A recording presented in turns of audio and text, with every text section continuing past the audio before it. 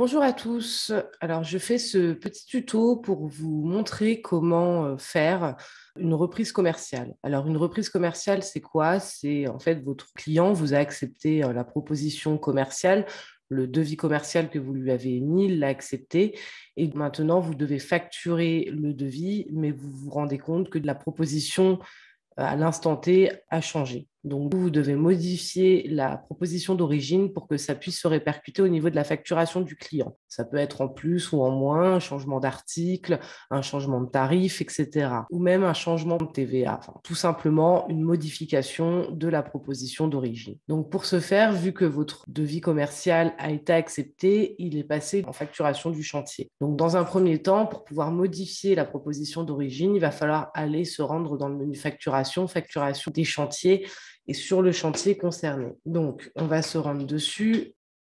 Et là, par exemple, en plus du câble, je dois rajouter un autre article et modifier la TVA sur cette proposition.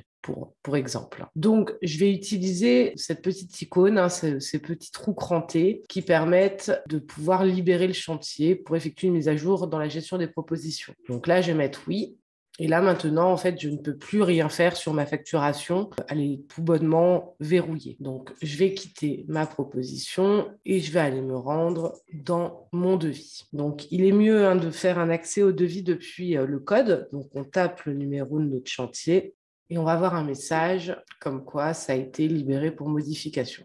Là, j'ai la main, du coup, sur tout le devis. Donc, déjà, on va aller voir au niveau de l'entête. On va aller modifier la TVA, on va lui mettre une TVA à 20%.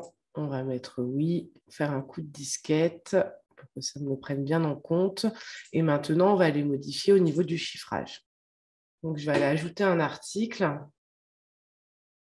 On va aller lui rajouter un poste secondaire pour une quantité à 1 et on enregistre. Ma proposition d'origine, du coup, n'a plus le même montant qu'auparavant. J'enregistre. Je quitte ma proposition et je retourne dans mon menu facturation, facturation des chantiers. Et je peux ici maintenant taper mon numéro de chantier. Et on voit effectivement que ça s'est bien répercuté au niveau de ma facturation. À savoir que pour pouvoir faire cette manipulation, il faut qu'aucun avancement n'ait été émis. Et s'il y en a eu un, il faudra faire un avoir global en fait sur la totalité du chantier pour pouvoir avoir accès à la modification du devis d'origine. Voilà, j'espère avoir été claire. Si jamais vous rencontrez des petits blocages là-dessus, n'hésitez pas à nous contacter à l'assistance. Bonne journée, au revoir.